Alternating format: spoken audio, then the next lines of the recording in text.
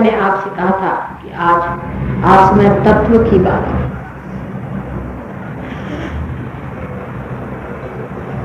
जो हम एक पेड़ की ओर देखें और उसका वृद्धिंगत होना, उसका बढ़ना देखें, तो ये चीज समझ में आता है कि उसके अंदर कोई न कोई ऐसी शक्ति प्रभावित है या प्रवाहित है जिसके कारण ये पेड़ बढ़ रहा है और अपनी पूर्ण स्थिति को पहुंच रहा है। यह शक्ति उसके अंदर है, नहीं तो यह कार्य नहीं होता। लेकिन यह शक्ति उसने कहां से पाई? इसका तत्व मन हो गया। जो चीज बाह्य में दिखाई देता, जैसे कि पेड़ दिखाई देता है, उसके फल फूल पत्ते सब दिखाई देते हैं, ये तो कोई तत्व नहीं। इस तत्व पे तो ये चीज आधारित नहीं। वो चीज कोई ना कोई इससे सूक्ष्म है। उस सूक्ष्म को तो हम देख नहीं पा रहे। उसकी अगर साकार स्थिति होती तो वो दिख जाता, लेकिन वो निराकार स्थिति में, माने कि उसके अंदर जो चलता हुआ पानी, वो भी उसका तत्व नहीं हो, हालांकि वहन कर रहा है। पानी उस शक्ति को अपने अंदर से वहन कर रहा है। अगर पानी ही सब शक्ति है तो किसी पत्थर में पानी डालने से वहां से पेड़ तो नहीं निकला। तब तत्व में ये जानना चाहिए कि हर एक चीज का अपना अपना तत्व है। पानी का अपना तत्व है, पेड़ों का अपना तत्व है और पत्थर का भी अपना तत्व है। उसी तरह मानव का भी अपना एक तत्व है, प्रिंसिपल है, जिसके बूते पर वो चल रहा है, बड़ा हो रहा है, जिससे उसकी उद्देश्य प्राप्ति होती है। ये तत्व एक हो नहीं सकते। जैसे कि मैंने बताया कि पानी के तत्व पे ही अगर पौधा निकल रहा है तो वो एक पत्थर से पौधा थोड़ी निकला। अगर बीज के ही तत्व से बीज पनप रहा है तो वो धरती माता के शरण क्यों जाता है? अगर धरती माता के ही वजह से सारा कार्य हो रहा है तो धरती माता की वजह से ये जो पत्थर है ये भी क्यों नहीं पनप रहा है? इसका मतलब यह है कि अनेक तत्वों में एक तत्व है, लेकिन तत्व अनेक है। ये सब अनेक तत्व जो है ये एक में समा है।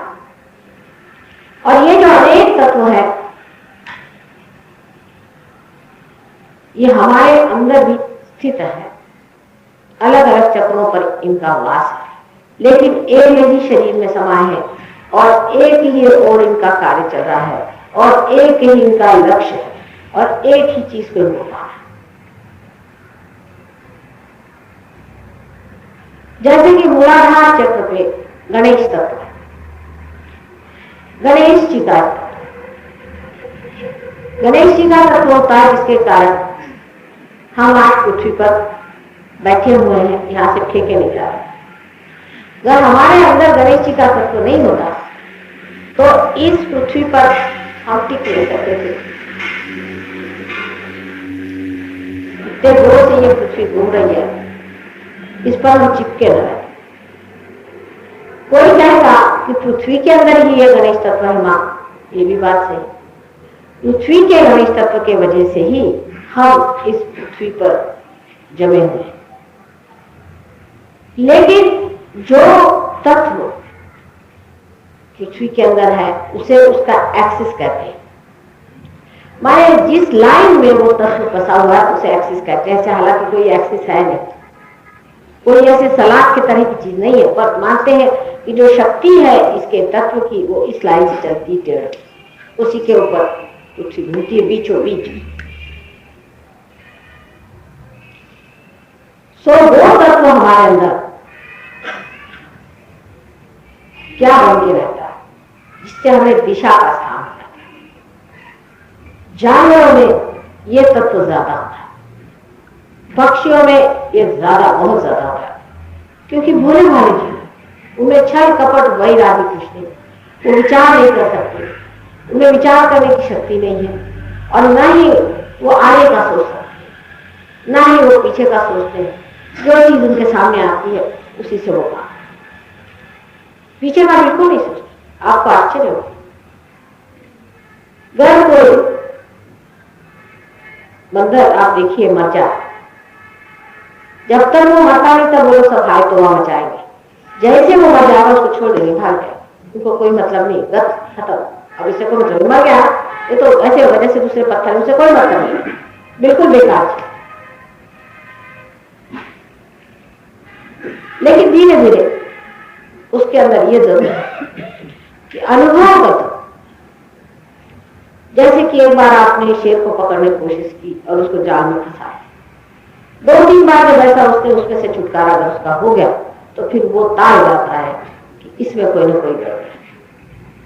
बहुत कुछ तो भगवान ने दी हुई चीज है, लेकिन कुछ कुछ वो सीख भी जाता है अनुभव से कि क्या चाल लोग चल रहे हैं और इससे कैसे बचना चाहिए। अनुभव से भी बहुत कुछ जानवर सीख, लेकिन तो भी उसके अंदर परमात्मा की दी हुई चीजें बहुत ज्यादा है, जिसको वो जानता रहता है, उत्स्फूर्त है उसके अंदर, उसमें स्फूर्ति आती है।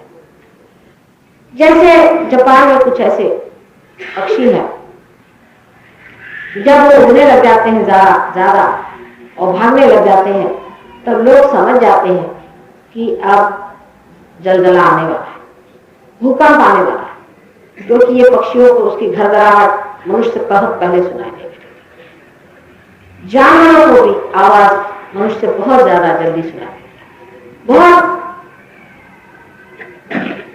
सुनने की शक्ति, देखने की शक्ति। अगर कोई चीज ऊंचाई से भी देखे तो वो समझ जाती है कि ये आदमी मरा है कि जिंदा है। ये सारी जो 5 इंद्रियों की शक्तियां हैं, ये जानवरों से इंसान में ज्यादा होती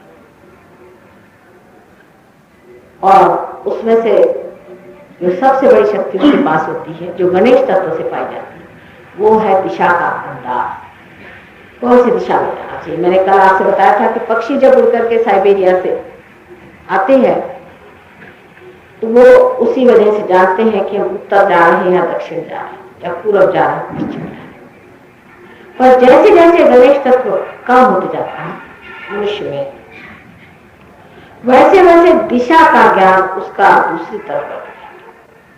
मनुष्य प्राणी में जो आदमी बहुत ज्यादा सोच विचार के चलता है कि मैं ये करूं या नहीं करूं, इसमें कितना लाभ होगा, इसमें कितना नुकसान होगा, इसमें रुपया लगाऊं, उसमें रुपया लगाऊं, इस तरह की फालतू की बातों में जो मनुष्य अपना चित्त बर्बाद कर देता है, उसको दिशा का भान बड़ा कम हो जाता है। उसको आप एक दिशा में खड़ा कर दीजिए कि आपको उत्तर की ओर जाना है, ये उत्तर है, थोड़ी देर में देखिएगा कि वो दक्षिण की ओर चले जा रहे,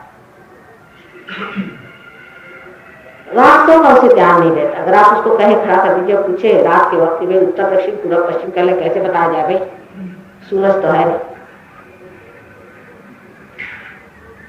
जब आपका चित्त इस तरह से बाहर की ओर बहुत ज्यादा हो जाता है, और या तो आप किसी के चालाकी से पस्त होते हैं या किसी को चालाकी से आप डुबाना चाहते हैं, दोनों भी चीजें सकती।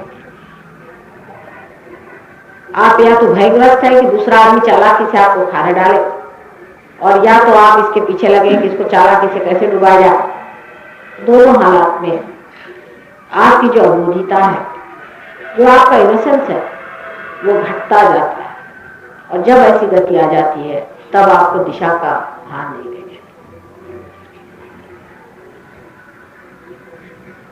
एक छोटी सी बात बताएं, आप लोग बुरा मत।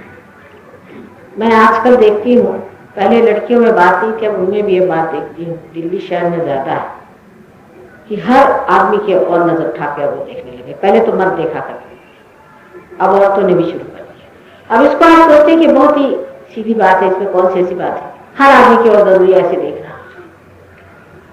इसमें लोग कहेंगे कि इसमें कोई शिष्टाचार की बात ना कह रही, नहीं, ये बड़ी गहरी बात है। जितना आप देखते हैं उतने ही आपका चित्त बाहर की ओर जाता है। जितनी आपकी दृष्टि बाहर की ओर जाएगी उतना ही आपका मूलाधार चक्र खराब होगा, विशेष करके इस तरह की चीजों की ओर। या बहुत से लोगों की आदत होती है कि हर रास्ते में जितनी चीज लिखी हुई हर एडवर्टीजमेंट पढ़ना चाहिए, अगर एक दो बच गई तो फिर पीछे मुड़ के देखेंगे हो रहेगा। या हर चीज जो बाजार में बिक रही जरूरी उनको हर एक चीज देखनी चाहिए कि ये कौन सी चीज है, कौन सी चीज है, कौन सी चीज। आंख का संबंध हमारे मूलाधार चक्र से बहुत नजदीक है। पीछे की तरफ में यहाँ पर जो हमारा मूलाधार चक्र है,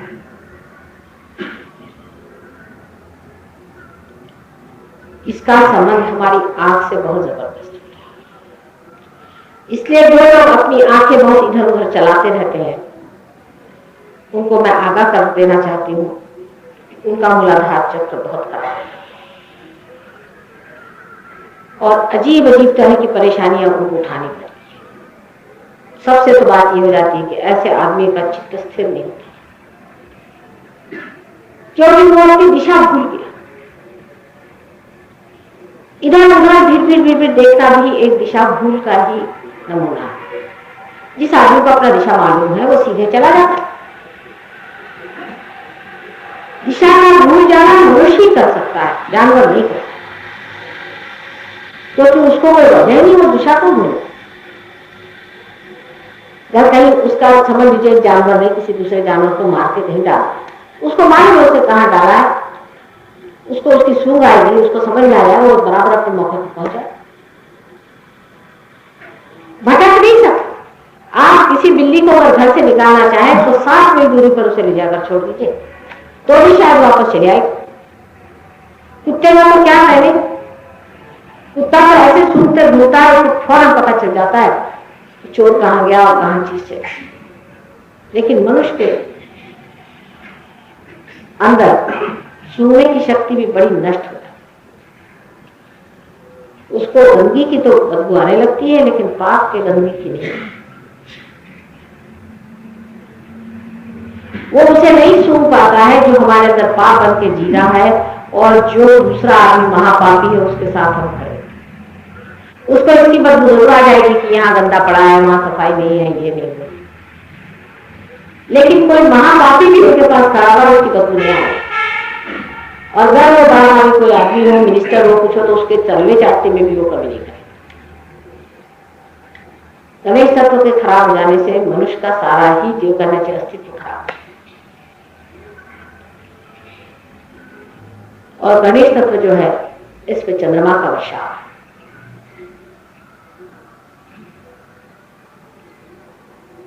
चंद्रमा जब बिगड़ जाते हैं तो आप जानते हैं कि लूनासी की बीमारी हो जाती है, आदमी पागल हो जाता है।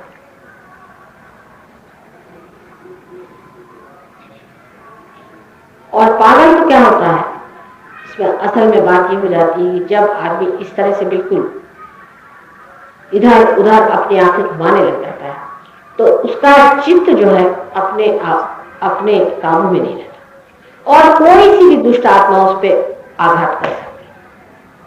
जब विदेश के लोगों को मैंने बताया कि तुम लोग क्या कर रहे हो अपनी आंख के साथ,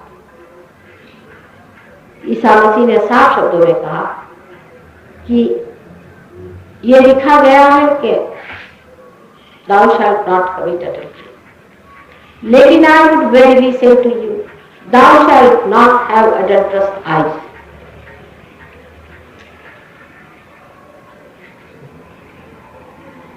हम इस तरह से अपना गणेश तत्व खराब करते रहते हैं और जिसका गणेश तत्व खराब हुआ उसकी कुंडलिनी टिक नहीं सकती, फिर खींचकर वापस चले जाती है। इतनी भी ऊपर उसको लीजिए फिर कुंडलिनी जैसे कोई घिर्री न होती है, इस तरह से गणेश उसे खींच लेते हैं। एक तो ऐसे इंसान की कुंडलिनी उठती नहीं और उठती भी है तो फिर जाके दब। इसलिए अगर समझ लीजिए कोई आदमी चोर हो, चकार हो, चोरी करता हो तो परमात्मा की नजर में इतनी बड़ी गुनाह विधि नहीं है। गवर्नमेंट की चोरी करता है तो पता नहीं इसमें, जैसा मैंने इनकम टैक्स नहीं दिया, अपना इनकम है, अब गवर्नमेंट जितना टैक्स लगाए उसका क्या ठिकाना, उसका तो कोई ठिकाना नहीं। इसमें अब कौन चोर है भगवान जाने, गवर्नमेंट चोर है कि बेचारा जिसका इनकम टैक्स खाया जा रहा है कुछ। इसका मतलब ये नहीं कि सहयोगी अपना इनकम टैक्स भरे।